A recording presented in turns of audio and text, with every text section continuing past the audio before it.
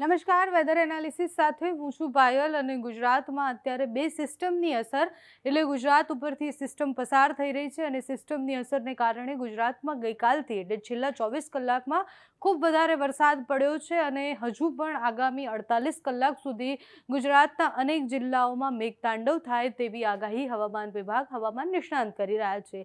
વિંડીના માધ્યમથી એ મોડલથી પહેલાં સમજવાનો પ્રયાસ કરીએ કે કયા જિલ્લામાં ભારે, અતિભારે અને સામાન્યથી મધ્યમ વરસાદ રહેશે। આજની તારીખ પ્રમાણે જોઈએ તો કચ્છમાં ખૂબ વધારે વરસાદની સંભાવના છે, સાથે જ ઉત્તર ગુજરાતમાં ખૂબ વધારે વરસાદ પડવાનો છે।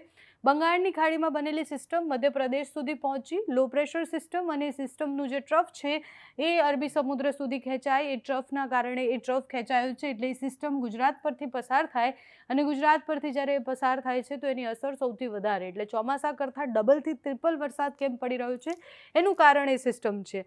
આજ સાંજ સુધીમાં આખા કચ્છમાં ખૂબ વધારે વરસાદ પડવાનો છે, જામનગરની આસપાસ ખૂબ વધારે વરસાદની સંભાવના છે। રેડ કલર તમને દેખાય છે એ દરિયાકાંઠાના વિસ્તારમાં વરસાદ લઈને આવશે, દ્વારકામાં વરસાદ પડશે, પોરબંદર, જૂનાગઢ, વેરાવળ, અમરેલીમાં ખૂબ વધારે વરસાદ પડશે, ભાવનગરમાં વરસાદ પડવાનો છે, મધ્ય ગુજરાત આખામાં ધોધમાર વરસાદની સંભાવના છે। ઉત્તર ગુજરાતમાં પણ ભારે વરસાદ, ગઈકાલે બનાસકાંઠાથી જે તસવીરો આવી એ ખૂબ ભયાનક હતી, અતિશય વરસાદ બનાસકાંઠા એની આસપાસ પડ્યો એટલે ઉત્તર ગુજરાતમાં આજે પણ સ્થિતિ એવી રહેવાની છે। આજે વધારે સંભાવના કચ્છમાં વરસાદ પડવાની છે, કચ્છમાં ખૂબ વધારે વરસાદ સતત પડશે એટલે ચોમાસું પ્રવેશે એના પછી કચ્છમાં હંમેશા એવું હોય કે સામાન્યથી મધ્યમ વરસાદ રહેતો હોય, ધીરે ધીરે વરસાદ પહોંચતો હોય, પણ આ વખતે સિસ્ટમની અસરને કારણે કચ્છમાં પણ જેટલો વરસાદ પડવો જોઈએ એના કરતાં વધારે વરસાદ પડી ગયો છે। 5 તારીખે એની તીવ્રતા ઓછી થઈ જશે, પણ જે બે સિસ્ટમો છે એટલે એક સિસ્ટમ પસાર થઈ ગઈ, બીજી એક સિસ્ટમ બની રહી છે, બે સિસ્ટમની અસરને કારણે ગુજરાતમાં સતત આખું અઠવાડિયું જે છે એ વરસાદ રહેવાનો છે।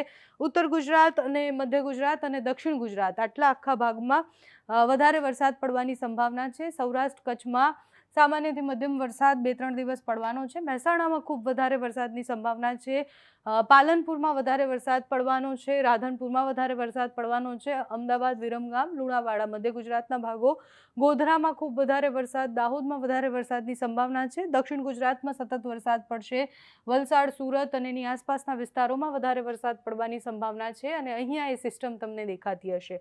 આ એ સિસ્ટમ છે, એ સિસ્ટમની અસરને કારણે જે ટ્રફ લંબાયો છે અરબી સમુદ્ર સુધી એ જેમ જેમ આગળ વધશે, એ જેમ જેમ આગળ વધતી જશે એમ એમ ગુજરાત પર એની વરસાદની જે તીવ્રતા છે એ પણ વધતી જશે, અસર પણ વધતી જશે।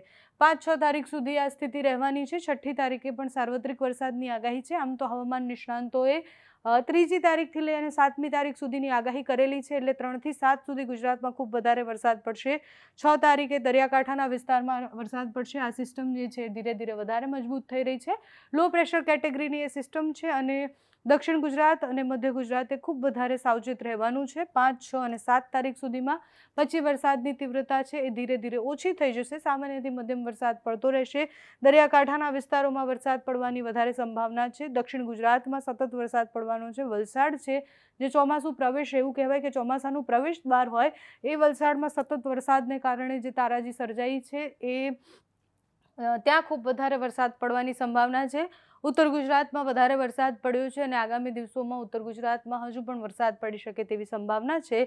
હવામાન નિષ્ણાંતોનું એવું કહેવું છે કે આ સિસ્ટમો જે સતત બની રહી છે બંગાળની ખાડીમાં, આઈઓડી જે છે ઇન્ડિયન ઓશન ડાયફોલ એ અત્યારે પોઝિટિવ થઈ ગયો છે ને એના કારણે અલગ અલગ સિસ્ટમો હજી પણ બંગાળની ખાડીમાં બનશે તેવી સંભાવના છે। અત્યારે અરબી સમુદ્રમાં પણ કરંટ છે એટલે બંગાળની ખાડીમાંથી બનેલી સિસ્ટમ જેમ જેમ અરબી સમુદ્રની નજીક આવે એ વધારે તીવ્ર બનતી જાય છે અને સિસ્ટમની અસરને કારણે ગુજરાતમાં ભયંકર વરસાદ પડી રહ્યો છે।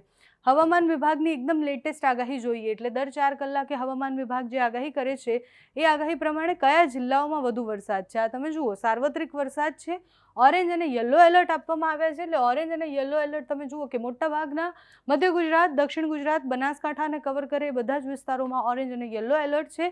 ક્યાં વરસાદ, ઓરેન્જ એલર્ટ ક્યાં છે, ક્યાં ભારે વરસાદ પડશે, 40 કિલોમીટર પ્રતિ કલાકની ઝડપે પવન ફૂંકાશે, ગાજવીજ સાથેનો વરસાદ પડવાનો છે।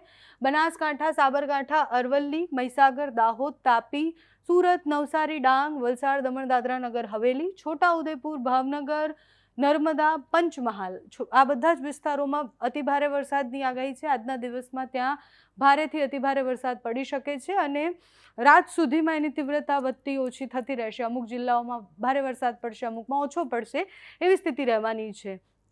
યલો એલર્ટ ક્યાં આપ્યું છે તો કચ્છમાં છે. પાટણ, મહેસાણા, ગાંધીનગર, ખેડા, આણંદ, વડોદરા, ભરૂચ, અમદાવાદ, સુરેન્દ્રનગર, મોરબી, જામનગર, દેવભૂમિ દ્વારકા, પોરબંદર, રાજકોટ, બોટાદ, અમરેલી, જૂનાગઢ, ગીર સોમનાથ અને દીવ આટલા વિસ્તારોમાં યલો એલર્ટ આપવામાં આવ્યું છે. એટલે આ બધા જ વિસ્તારોમાં મધ્યમથી વધારે વરસાદ પડશે. આ એનો મેપ છે અને તમે જુઓ કે સાર્વત્રિક વરસાદની આગાહી છે. ઓરેન્જ એલર્ટ એ જે દેખાઈ રહ્યું છે ત્યાં ભારે વરસાદ પડી શકે છે. થંડરસ્ટોર્મ એક્ટિવિટી થવાની એટલે ગાજવીજ સાથેનો વરસાદ થવાનો છે. દર 3 થી 4 કલાકમાં હવામાન વિભાગ પોતાની આગાહી બદલતું રહે છે. એટલે લેટેસ્ટ આગાહી પ્રમાણે પણ આજે ગુજરાત માટે થોડોક ભારે છે, કારણ કે જે વરસાદ ગઈકાલે પડ્યો છે એટલો જ વરસાદ આજે પણ અમુક જિલ્લાઓમાં પડી શકે તેવી સંભાવના છે. હવામાન નિષ્ણાંતે તો અતિવૃષ્ટિ આ જુલાઈ મહિનામાં આવે અમુક જિલ્લામાં એવી આગાહી પણ કરી છે. આગળ જતાં કેટલો વરસાદ પડે છે, કઈ નવી સિસ્ટમ બને છે, માહિતી તમારા સુધી પહોંચાડતા રહીશું. તમારે ત્યાં તમારા જિલ્લામાં કેવો વરસાદ છે એ અમને કમેન્ટ્સમાં જણાવજો. અત્યારે આ વિડીયોમાં બસ આટલું જ. જો તમે અમને યુટ્યુબ પર જોઈ રહ્યા હો તો સબસ્ક્રાઈબ કરજો, ફેસબુક પર જોઈ રહ્યા હો તો ફોલો કરજો, અમારા વિડીયોને લાઇક અને શેર કરજો.